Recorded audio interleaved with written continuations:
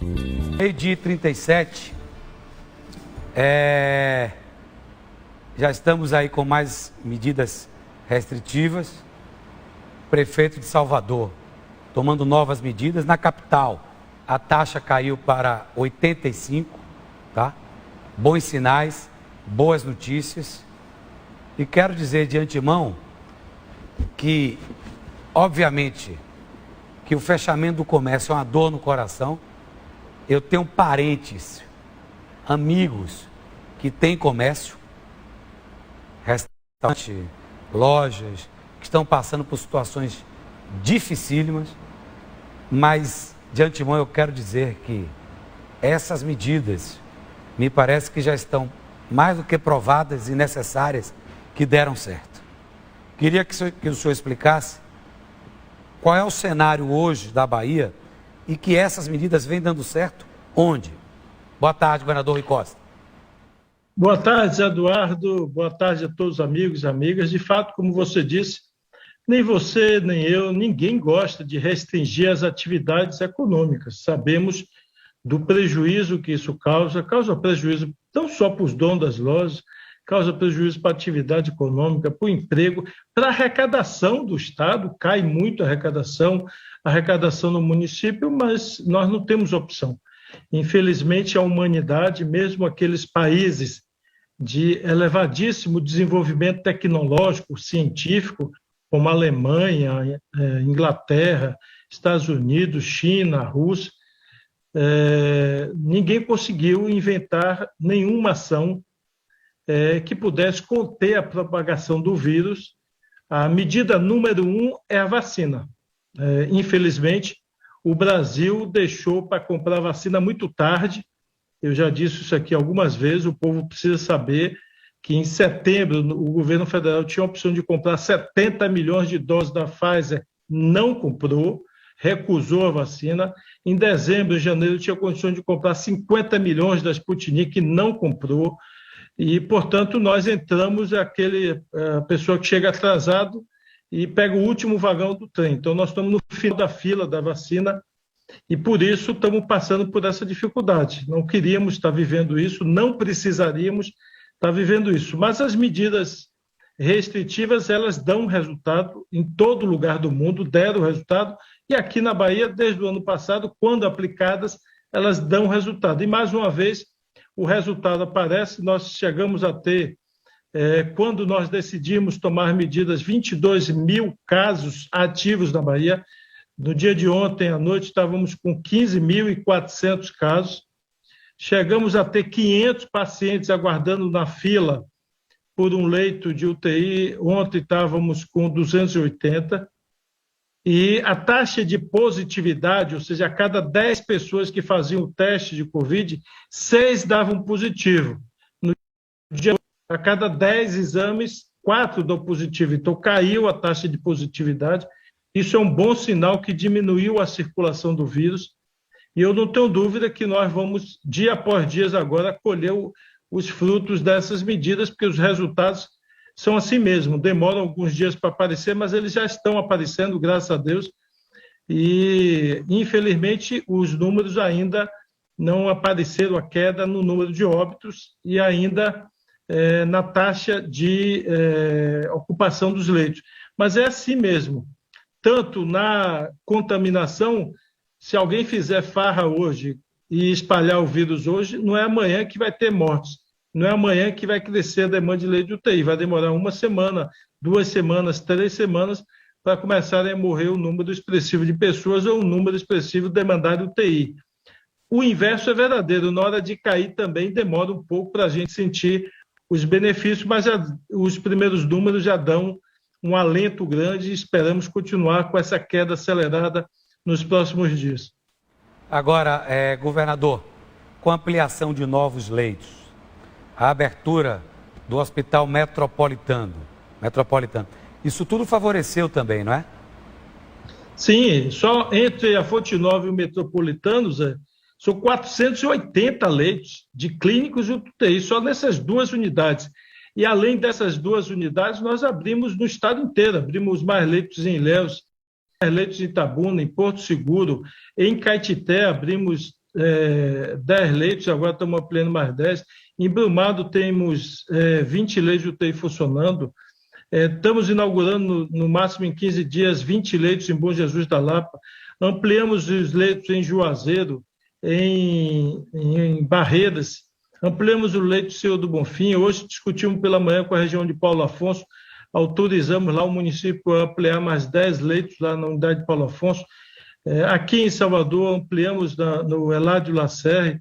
Enfim, temos onde a gente consegue ampliar leito, contratar da rede privada, a gente está ampliando, contratando, tudo que aparece de possibilidade nós estamos fazendo. Isso tudo é que impediu que a gente vivenciasse cenas lamentáveis de pessoas não conseguindo entrar no hospital. Todas as pessoas, graças a Deus, estavam atendidas e nós queremos agora trazer para zerar as pessoas com espera, ou seja, tem aquele fluxo normal que gira em torno de 30, 40, no máximo 50, que é o giro normal dos leitos. Então, a fila devia estar nesse patamar, no máximo em 50, que é a capacidade de fazer o giro diário dos leitos. Hoje ainda está alto, está 280, mas nós continuamos abrindo os leitos do metropolitano, se não abre tudo de vez, está abrindo aos poucos e até esse final de semana a gente completa todos os 280 leitos abertos e a gente vai ver esse número ainda reduzir essa fila com fé em Deus. Bom, o decreto, governador Rui Costa, vai até domingo, se eu não estiver enganado. Domingo.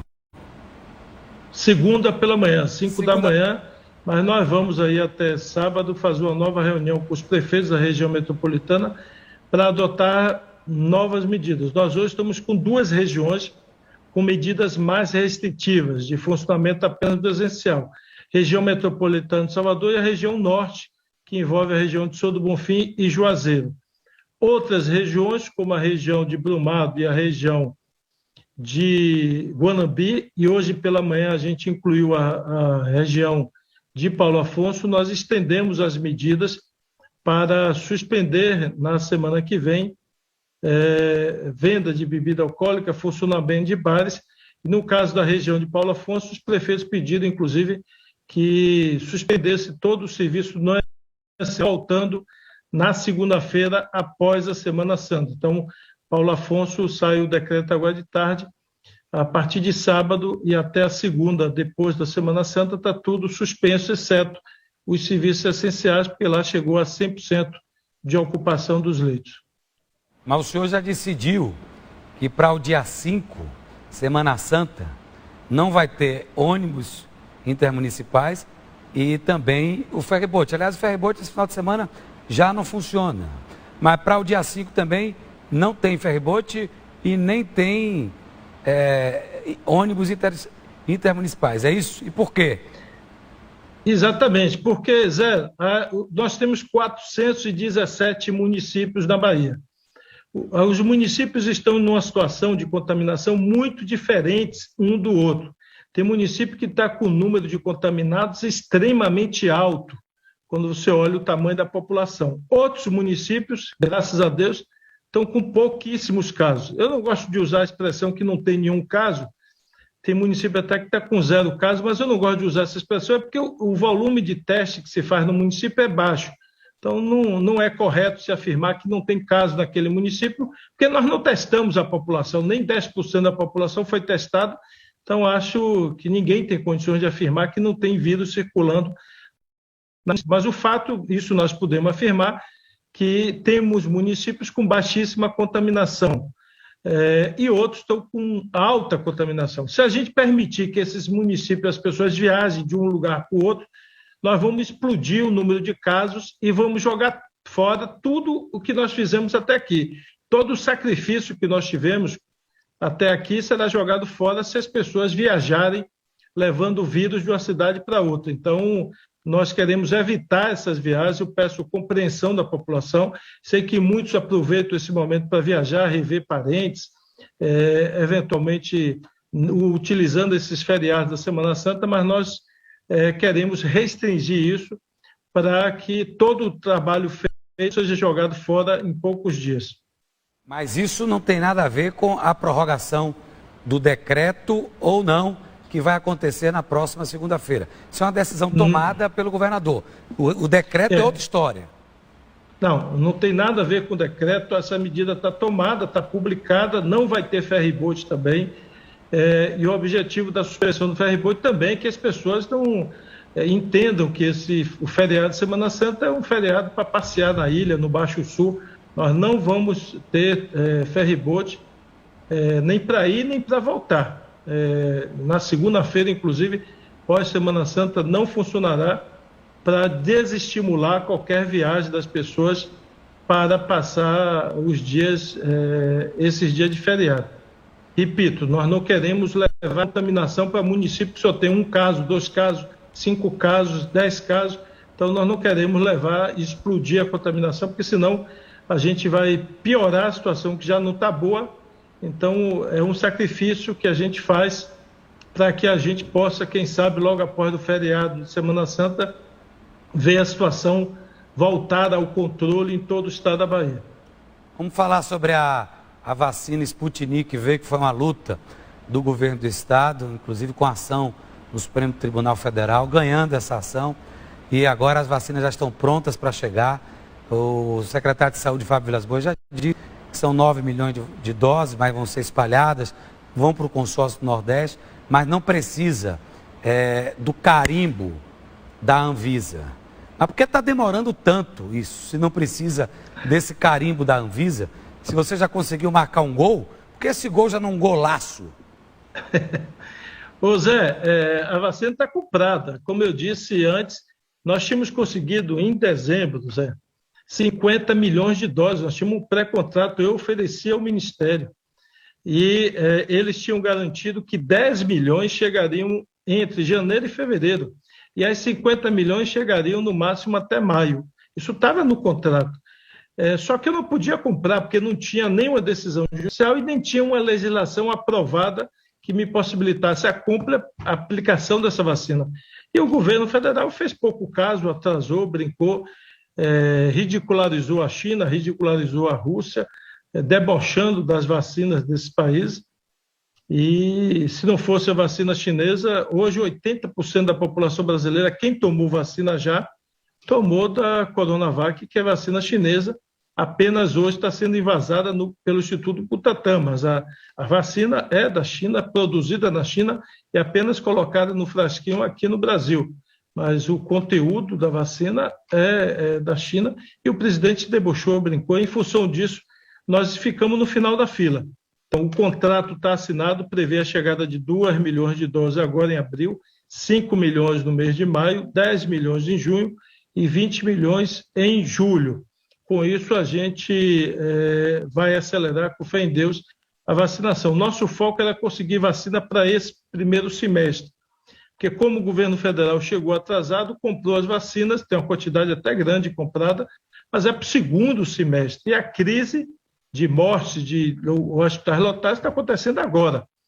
E, portanto, essas vacinas estão programadas para iniciar a chegada no mês de abril.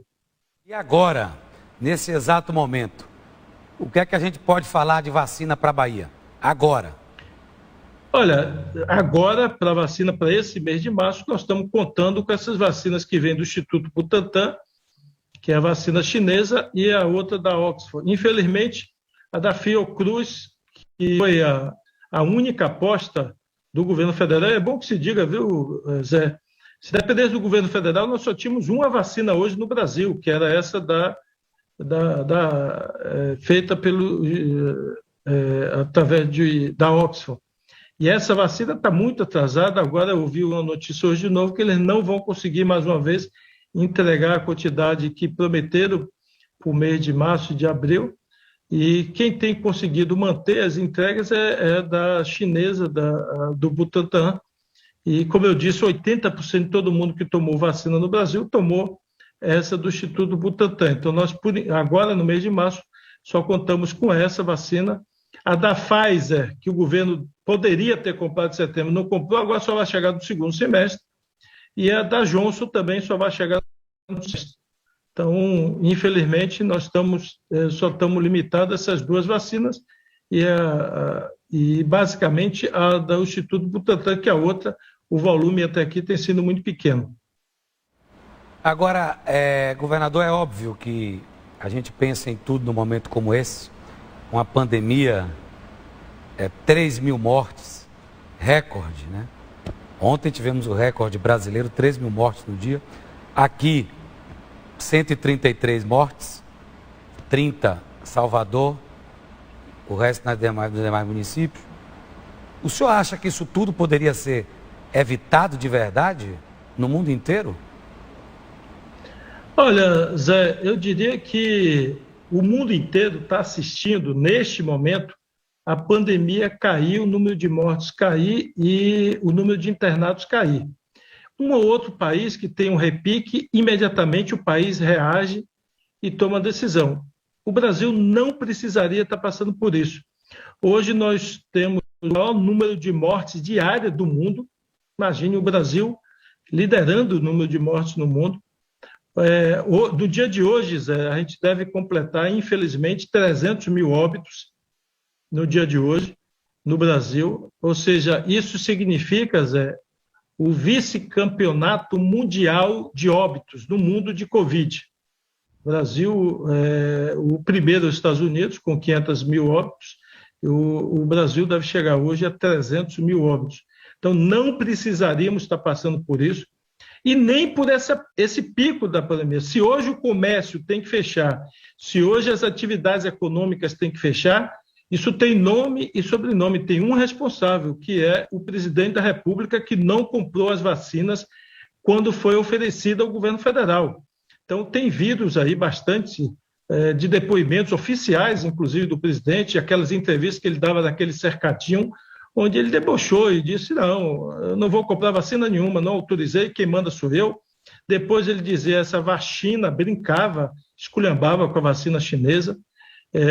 Em um dado momento ele chegou a dizer, os laboratórios, se quiserem, que procure o Brasil, fique de joelho para tentar vender, porque nós temos 200 milhões de habitantes e, portanto, é um mercado consumidor importante. Ele só esqueceu de imaginar ou de raciocinar que o mundo tem 7 bilhões de habitantes. E 200 milhões de habitantes em 7 bi representa pouco. E o mundo inteiro, 7 bilhões de pessoas estão atrás da vacina.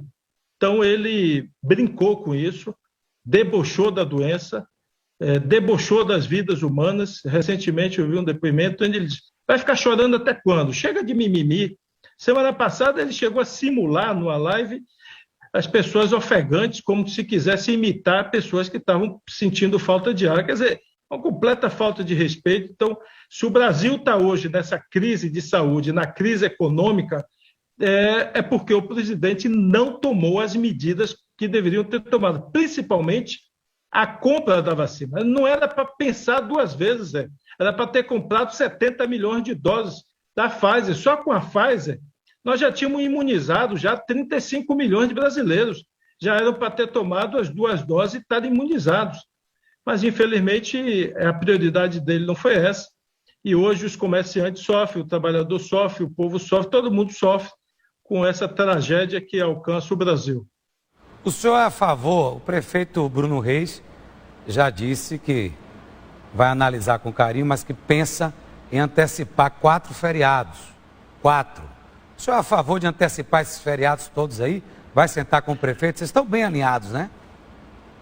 Não, estamos conversando como deve ser, 2 pessoas que estão preocupadas com a vida humana. Eu acho que nesse momento nós não podemos colocar partido nem política acima dos interesses da população. E graças a Deus a gente tem tido um excelente diálogo com o prefeito da capital e quero continuar assim. Zé, eu falando muito sinceramente, como sempre faço, eu tenho muita dúvida sobre antecipar feriado.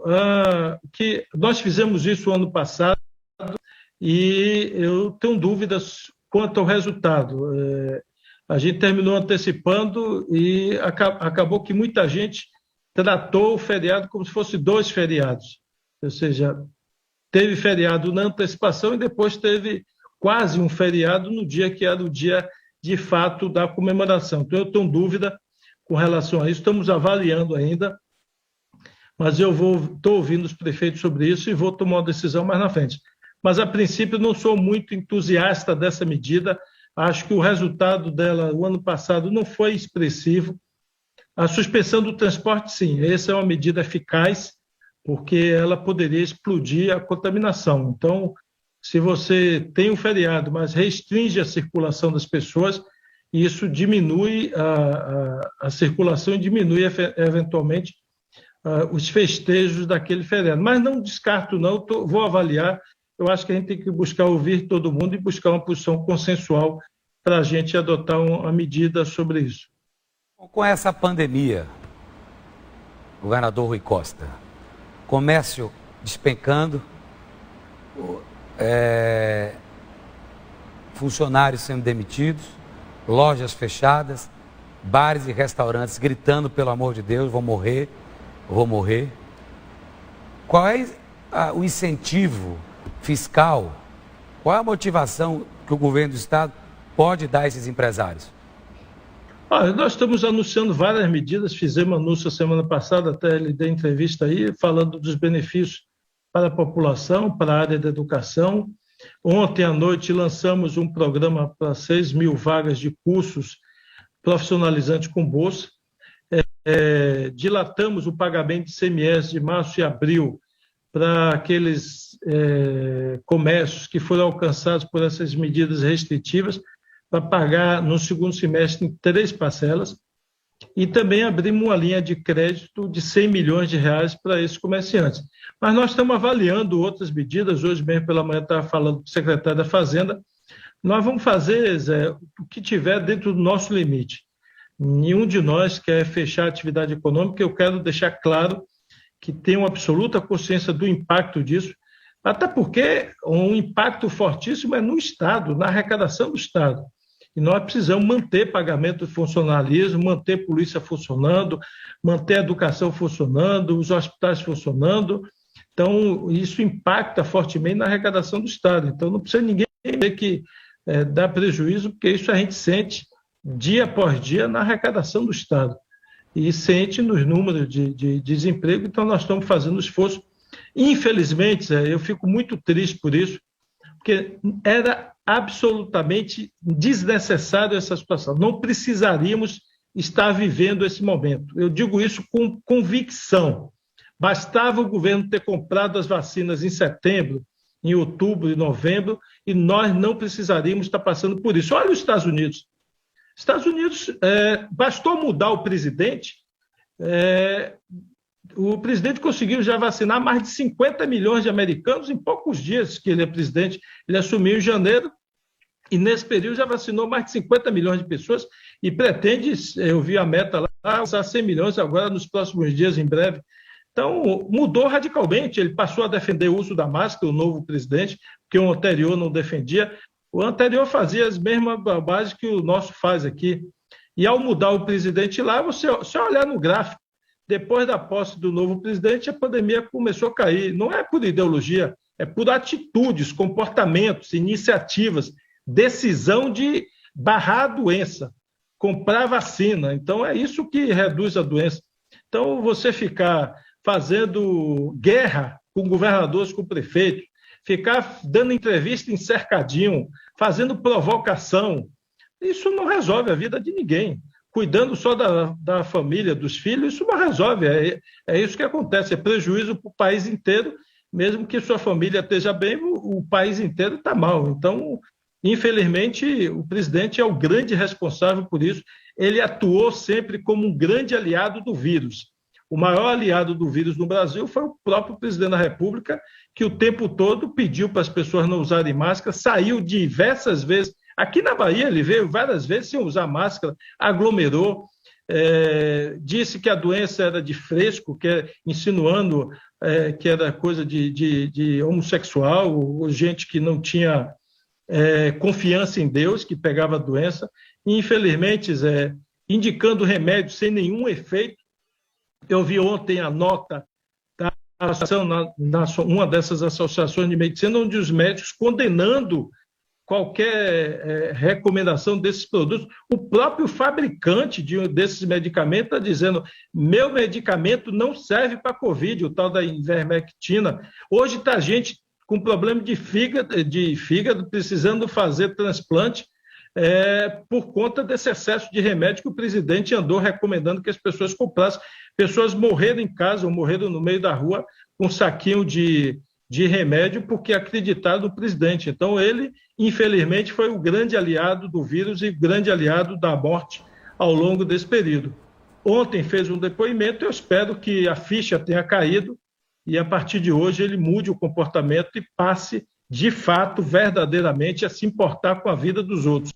Então, o meu sentimento é de estamos passando... Se a pandemia, o ano passado, nós não tínhamos muito o que fazer, porque, de fato, ela alcançou o mundo inteiro, neste momento, nós não precisávamos estar vivendo. Isso eu posso afirmar.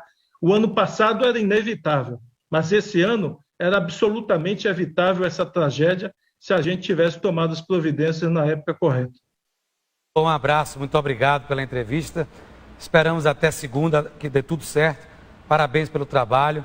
Eu, como cidadão, eu apoio as medidas restritivas. Eu acho que tem que ser essas medidas e que depois venha o escalonamento para que o comércio possa respirar. Sou a favor do escalonamento. Abre shopping no horário mais reduzido, comércio reduzido, ferryboat em horários esporádicos. Aí vocês conhecem mais do que eu. Um abraço, governador. Um abraço, boa tarde. Um abraço. Vou voltar com o Henrique Oliveira, com o caso